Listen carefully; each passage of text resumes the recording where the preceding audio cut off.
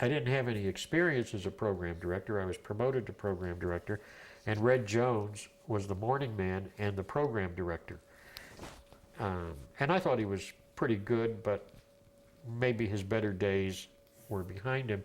And he had just brought in a fellow from Duluth, Minnesota, by the name of Dr. Don Rose, who had a wife and 5 kids. And his real name is Dr. Don Rosenberg, but he's not Jewish. He's Catholic. And he just talked and told all these cornball one-liners, and he was on in midday. I was taking myself off the air, and I was insecure, so I got Kent to fire Red Jones and figured, what would I do with Dr. Don Rose? I'd put him on in the morning, because WSB in Atlanta owned Morning Drive. Whoever was number 2 was so far down the line that it was like a horse race where one horse wins by 20 lengths. I thought, well, let's give him a shot in the morning. He can't do any worse than what we're doing, and let's see what happens. Because one of the distinguishing characteristics of an air talent like Dr. Don and some of these others, Rick Dees, is they don't use the same material again. They're fresh. I went to Philadelphia, where I became a consultant to the Storer Broadcasting Company out of Miami, and they had a very sick AM radio station, WIBG, called Wibbage, which sounded like garbage, but it was called Wibbage, and WFIL was killing them. They were the new top 40 station in town. And to make matters worse, their morning man was Dr. Don Rose, who lasted less than a year doing mornings at WQXI in Atlanta. Don had called me while I was in Detroit and said that he had had an offer from Jimmy Hilliard to go work at FIL doing mornings in Philadelphia for about $15,000 and something and change. And I said, Don, that cornball shit won't go over in Philadelphia. But if you think you have to go, I said, ask for something like 19 or 20. And the next thing I know, he's doing mornings in Philadelphia, and maybe IP beat him, but he was the biggest thing in Philadelphia. And by the time I got there, I had to deal with the Dr. Don Rose show opposite me. And he had his Clarabelle the Clown soundtrack. I got a copy of it from Pam's and had my morning man steal the cow. And the engineering was terrible at WIBG. And if anything could go wrong there, it did. I had been to San Francisco and had the image of San Francisco and the opera and everything else that one gets of San Francisco, but quite by accident, for the same kind of accident that Dr. Don Rose ended up on the morning at WQXI. It wasn't programming genius, it was convenient. I got to San Francisco and was at the station, and someone in the news department asked me if I wanted to go see the 49ers play at Kezar Stadium, because the station had tickets, and I said, yeah. Kezar Stadium was a real hellhole.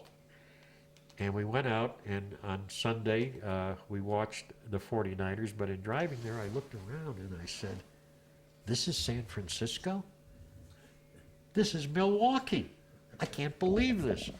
And so the next Sunday, I asked someone at the station, do we get tickets for the Raiders? And they said, yeah.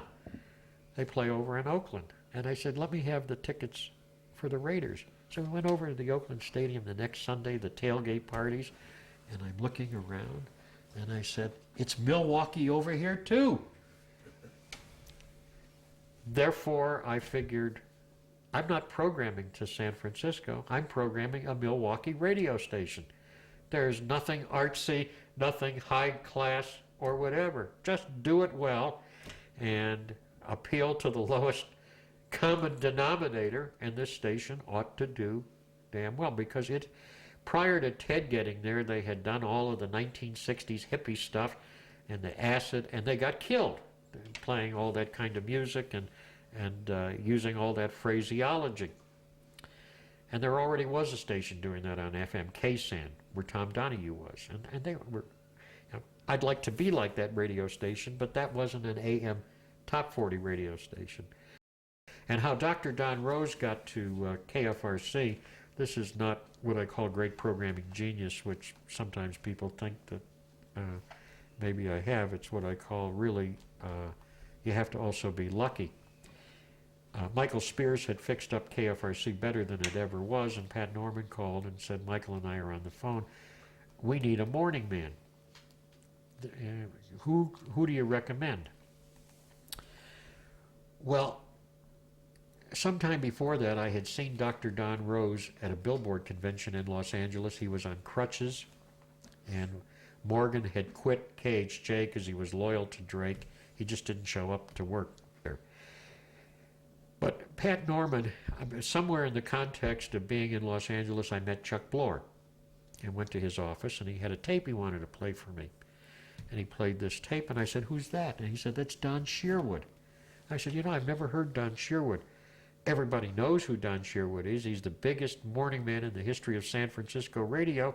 He still gets paid $35,000 a year not to go to work for anybody but KSFO. He even killed with an automobile the sheriff's daughter, and he's still popular. I mean, the man was at a level of popularity in San Francisco radio like no other. And I said, that cornball shit, that's Don Sherwood? That's the biggest disc jockey ever in San Francisco? And Chuck said, yeah. And he had programmed up there. Within days, I get this call from Pat Norman and Michael Spears that they need a morning man. Do I have anybody to recommend? I have to come back. That in looking for a morning man, this is where you do some editing. In looking for a morning man to replace Morgan at KHJ, I didn't even consider Don Rose and his cornball routine from WFIL. But I'm at a Billboard convention because Don had been off the air for a year, and Jay Cook was the program director, and Triangle had paid his full salary, and then he had only recently been back on the air. And I thought, I know Jay Cook since about the 1950s, and it wasn't something that I thought I would do. Nor did I think Don Rose was appropriate for KHJ with all that cornball humor. I didn't want to listen to it. And I get up in the morning when I'm in Los Angeles and listen to the radio. So Don came up to me on his crutches and told me that how personally hurt he was that I didn't even consider him for the KHJ job. And I said, Don,